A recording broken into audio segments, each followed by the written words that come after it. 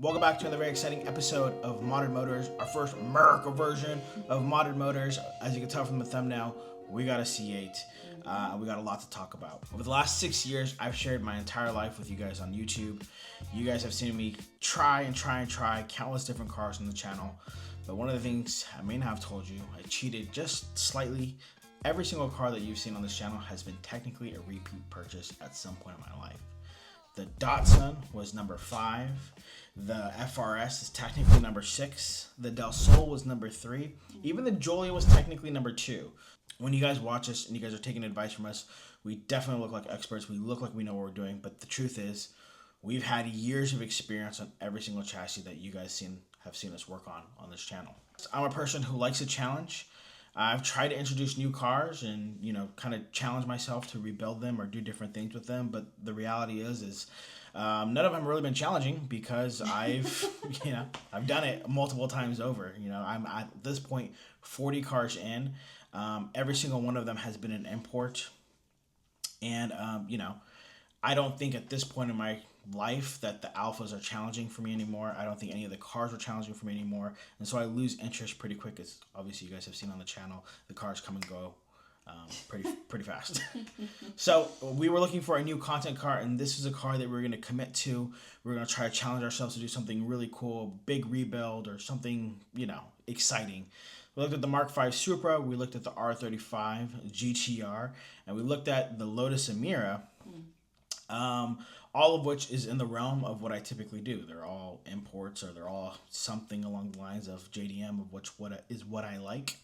The C8 was, as you guys know, never on my radar because everything I posted on Instagram, that was not even a forethought option, nothing. If some of you guys remember back in 2020 when these cars first came out, they came out at the price point of $59,995. It was supposed to be right under the $60,000 mark. And everyone was super amped for them. But because it was released in the pandemic and the plants were shutting down, there was a chip shortage, we couldn't get anything imported, everyone was freaking out, and these cars were supposed to come in at $60,000, but immediately went to like 6 figures. You couldn't even get a base model for anything under, $100 and something thousand. I mean, I know there was an exception to the rule, but most people were paying 6 figures for these cars. If you go look at the current market, even base models to this day for 2020, 2021 are still in the high 40s, 50s, which is kind of crazy if you think about the MSRP was only, $60,000. And so when I found one of these on Facebook, which is another story for another day, but I found this on Facebook for $30,000. I bought it off of a guy named Noah. Thank you, Noah, for selling us this vehicle at a really cool deal. We'll kind of get into it in a second. But this is one of the cheapest running, driving, clean title C8s on the market. And I'd argue that point. I've seen other C8s. Obviously, they're a little bit cheaper. However, the damage is pretty significant on them. They're not running, driving, and then they're salvage title. So running, driving, I would say cheapest, clean title on the market. Out of all of the 40 plus cars that I've owned, I've never owned an American car. I've never even driven a C8. I'd argue, I don't even know if I've driven that many Corvettes. And I've never rebuilt anything of this caliber. Obviously, you guys have seen us do FRS builds. I don't know if the QV build could be considered a fail because we haven't even finished that one yet. But we haven't started. But we're moving on to the next rebuild. So technically, this would not only be an accomplishment for the channel, but it would be a personal accomplishment for myself. And I feel like we'd be really challenging ourselves by doing this entire rebuild. I know from the alpha content and my alpha fans, this is what I built my entire channel off of. This is definitely going to be a change of pace, but I hope that I'd argue the point that the Giulia is the best daily driver for the price point. Nothing is going to beat it, and I'll die on that hill. And I think I'm going to die on the hill that the C8 is the best entry-level sports car for the price point. You can call it whatever you want. People are calling the different models different things. I personally think this is a sports car. I think it's a great entry-level sports car.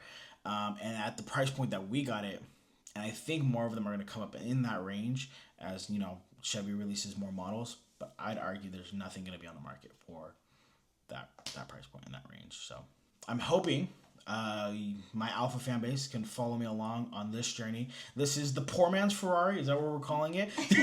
It's a cheap Ferrari. I don't know. But it's very similar. If you guys don't know, a lot of similar specs to was the 488 or some of the other Ferrari counterparts. But it looks very similar. They copied the homework a little bit, but it's, you know. They peaked. But it's copy word for word. That's what I used to tell my teachers. I glanced. I was yawning. I know that this intro is a little different than normal. You guys see us typically with the cars in the background, all that good stuff. But this video was filmed and shot completely different than the way we traditionally shoot videos. We actually technically got this car all the way back in January. It got delivered in February, and we've been working on it slowly in the background. If you look really close in some of the, I didn't edit it out in some of the videos, so if you really pay attention, you can see some of the videos that we've posted over the last few months. It's been kind of hanging out. But we wanted to challenge ourselves to do the full rebuild, not waste any time, and show you guys the full process in one video. That is not this video. This video is, you know, just kind of explaining why we went this route. And kind of showing you the delivery day, which was also a mess, and just introducing you to the car. The very next video that you guys will see is the full entire rebuild. We're not going to gatekeep and pull everything back. All the rebuild done in one video. To be fair, it didn't take us that long. It's a pretty straightforward process. I can say that now because I've already done it all. And you know, but at this time it's very challenging, and we're gonna give you the full dramatic YouTube appeal. We don't know if we're gonna do it. I don't know. We just gotta wait and see. I hope you guys enjoy the content. Again, I know it's not what you typically would see on this channel, and I know it's a very, very different pace from everything that we've put up on here. But there's a lot of things about the C8 that I really, really like, and technically the third video where we go drive it for the first time, I'm going to get into all those things that I really love about it. This wasn't like a rash decision that we decided to make. It wasn't like, oh, we saw a really cheap C8 and we wanted to go this route. There's a lot of business decisions and things that obviously you guys know we build products, and we've done that for the Alpha space for the last few years now. We're going to take everything that we've learned from that space, bring it over to the C8 space, and we needed a bigger market, and I don't think the Alpha was, or even Lotus would have been the right answer for that. Over the last 3 months, I've grown to obviously really enjoy this car, and hopefully I can give you some selling points. If you're thinking about getting a upgrade from your Alfa Romeo, or you're getting an upgrade and trying to get into even just this car, you've clicked on this video because you like C8s. I hope I can argue some points of what they really did well on this car, what I really like about this car, and what Chevy technically does different than maybe some of the counterparts that you guys are looking at. And I'm a really good salesman because I sold myself, so hopefully I can sell you on it. And I've seen a lot of FRS owners go into Giulias, and I've seen that trend, and I think I'm starting to see the trend of Giulia owners going to like C8s. People like cheap, people like entry level stuff, and I think this is a good trajectory for some of the people who are trying to upgrade, all that good stuff. I'm rambling. Hopefully you guys enjoy the video. Delivery day, and we'll see you guys in the next one. You'll see a sneak peek into the next one, but that's not going to come until next month. We'll see you guys next month. In today's episode of What Did I Buy? My wife is questioning me. We have officially purchased a C8 Corvette with a tiny bit of damage, a little bit of damage here. None of our Alphas or anything like that are going anywhere, so you don't have to trip about that. This is just an added card to the channel. I want to give you a walk around. Well, actually, before that, you guys can see the car getting delivered and me panicking. To give you guys some context for this clip, I was a little confused on why there's a big tow truck here, because I paid for a single tow truck to do a winch and pull it on, and I paid extra for that, as well as the car didn't come in the condition that I was expecting it. I paid for the winch and the tow because it wasn't drivable, or I at least didn't want to turn it on. So I was a little confused on why this tow truck showed up, and also the condition of the car.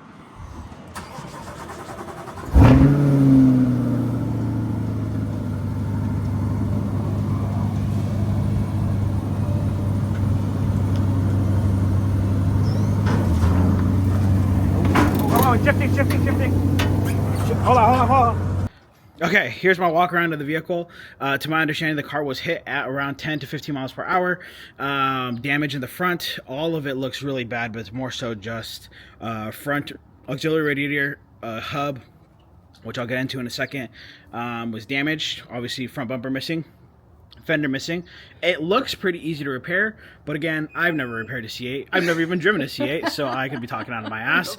And our last car that we've been rebuilding is still here, so don't trust my judgment whatsoever. It is not good by any stretch of the imagination. So you have the accident over here. On this side, wow, looks great though. No problems there. Side of the car looks phenomenal.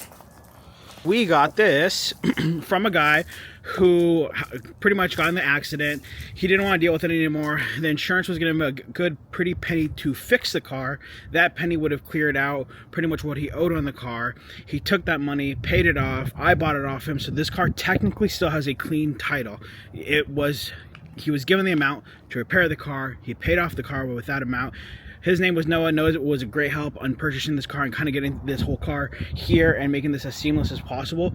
But yes, this car is technically a clean title. There is no salvage title on it, and just needs some repair. That's it. Noah only had this for, and Noah's the previous owner. Noah only had this for about, I think, 2 or 3 weeks before he wrecked it, which is horrible for use for him. Yeah. And immediately just came back over to us. And I will show you the inside. Sorry, I'm talking fast because it is also cold out here. And I know, for my alpha people, I know I owe you like 20 videos before this video even goes up. Those videos will come out before you even see this video. But I want to make sure that we capture the moment in real time of us opening it and kind of seeing what we're dealt with. This is our interior. So the dealership that went through and did the estimate on the car robbed me of my door card, so I don't know where that's at, and I have to find that and see if the dealer can deliver it to me. The car technically starts, runs, no airbags, no lights that I'm aware of. There is a check engine light that I'll kind of dive into a little bit later.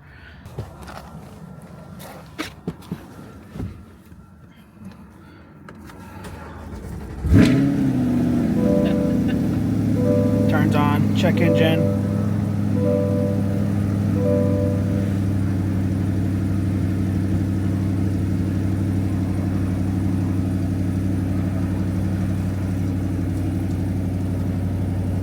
That's it. That's it. I'm not gonna leave it on. I just want to show you guys that it turns on. Check engine, tire pressure, obviously. That's pretty much it. Sounds great though, huh? It does sound really good. Surprisingly super loud. It is, yeah, it's super loud. That's American power, baby. Muscle car, baby. Okay. Car was hit. I'll put some of the pictures of the car accident. Car was hit here. It kind of pulled up the fender, but when it was hit, it broke this piece. Oh, you guys can't see what I'm talking about. Right here, which is part of the hub, which is why the wheel is not turning by itself. I have the whole hub assembly ordered and on its way, should be here in 2 days. The AC bracket right here, this whole entire bracketing system that looks kind of like the same thing over here. Thankfully, I was able to find one all put together. And it's actually in my office right now. And so we're going to throw that on pretty quickly after we replace the knuckle and obviously the wheel damage and so forth. We do need a new fender. I have to see what brackets over here don't work or don't fit, get those repaired, and that's about it. Only thing that I see bent is this frame, which I'm not going to replace the whole thing. I'm sure we can bend that back no problem. I'm keeping the car, so it's not like, oh, that's why I don't buy used cars from people. This is my car. I know what I'm getting into. I know what I'm purchasing. Yeah, we signed up for it. And I know what I'm, I don't want to say I know what I'm doing, but I know what I know what I'm breaking. Yeah. Makes sense. We do have a bumper, headlight, all of that ordered, and also as well as fenders ordered already. So all the parts have already been ordered. I did need the car here to see what other parts that I'm missing, but it shouldn't be too much after this. What do you think, What do you think? It doesn't feel like mine. It feels like someone just parked their car here. Their POS that's broken down? I don't know about POS. Definitely parked their car here and left it. Like, I feel like I'm babysitting a car. Yeah. For one of my rich friends. It is a really dope car. Way different than Julia content, for sure. I've never even sat in one. To be honest, I've driven a lot of cars. Never seen it. Yeah. Yeah. So my first drive will be my first. So we're just processing. There's only a few cars that I bought sight unseen, which was my Mark IV Supra, my IS, my Lexus IS with the 2J swap, and now the C8. Sight unseen. I just trusted Noah that it is the way that he said it was going to be, and it was. So, good on him. That's about it. It's gonna take me a very long time to get comfortable driving this car. It's gonna take me no time to get comfortable and used to this car. I just need to drive it. I'm dying to get behind the wheel and just go ham on it. It is really intimidating. It is. It sounds aggressive as hell. It sounds aggressive. Definitely not taking this anywhere early in the morning. Oh yeah, our cars are already loud as it is in the morning. I'll take the Julia. the quietest one. We got this for an incredible price.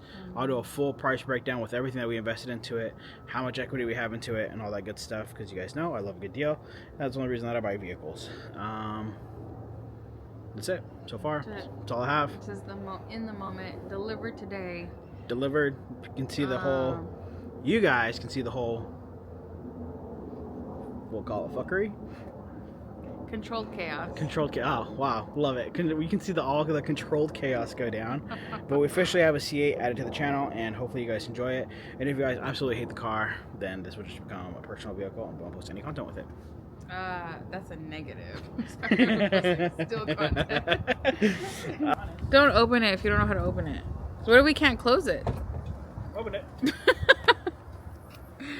So they were supposed to put all the parts that they didn't touch, or like they didn't really put back on the car, back into the car. So I technically, from the accident, a lot of the grill pieces and lower grill pieces were still good on the car. They didn't put it back, so now I'm just SOL without, without the front grill pieces. So now I'm gonna have to spend way more money into getting those pieces, which is not cool.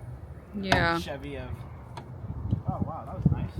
Here. If you guys didn't really comprehend, the engine is in the back, so I was very confident on buying a front damaged car because that means the rear of the car is Gucci where the engine is, and that's what we love to see.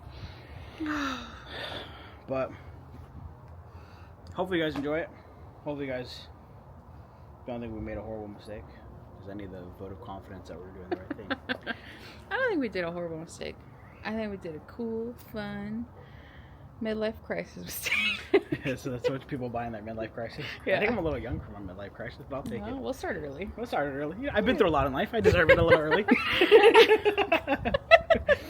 But that's our C8. Hopefully you guys enjoy. Let me know what you guys would love to see on the channel, and if you guys thought this was the right purchase, bad purchase, or if you would have liked to see the mirror. I know you guys would love to see the 4C.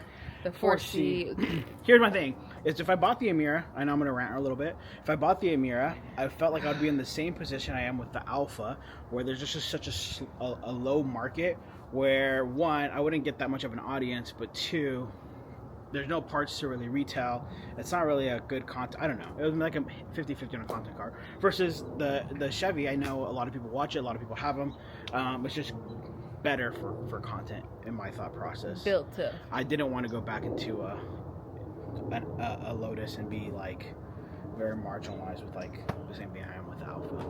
Niche. That's why I went this way. Same thing for Aston. Same thing any of those crazy cars. That's why we kind of narrowed us down and pushed us back over this way. I really want to do JDM, but you guys have made it abundantly clear. Well, maybe if we got a cooler JDM car. No, I had the coolest JDM car. Not the coolest. No, it is the coolest. Oh, the coolest. I would argue it's probably the coolest. And it did not do. It Those didn't do pre fade? Big following. No, so I don't think you guys really enjoy the JDM content. That's what I've figured. Because even if we had the IS, the Supra, the FRS, nothing does well here. So I figured maybe power, maybe go American. We'll see how that plays out. Maybe this doesn't play out and you guys don't like it, or maybe I can sell you on it. Maybe I'll be a good sales rep for you guys and convince you guys on why this is a good car. I have a whole plethora of things to say about it, but I will save that for another video of why I like the car so much and everything that they did right on this, because I do think Chevy did a lot of things right. We'll save that for another day. Hope you guys enjoyed this video. Hope you guys are excited as we're excited, and we'll see you guys. Come on, man. Next one.